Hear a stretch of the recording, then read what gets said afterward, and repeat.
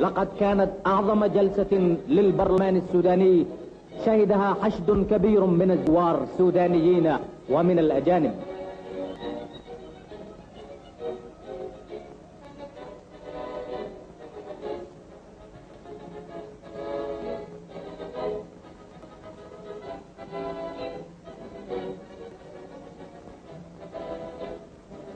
وفي مجلس الشيوخ أيضا قدم اقتراح استقلال السودان، فتحدث السادة الشيوخ باسم الشعب السوداني يريدون الاستقلال، وقد كان للأمة السودانية ما أرادت على لسان شيوخها وعلى لسان نوابها.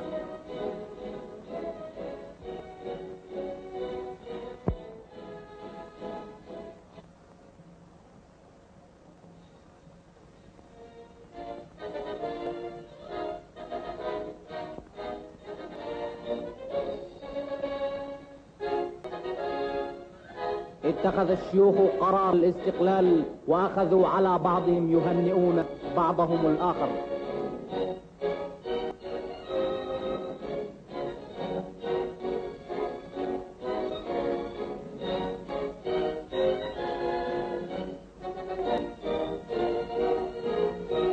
وكان الشعب في الخارج ينتظر النتيجة بلهفة بالغة.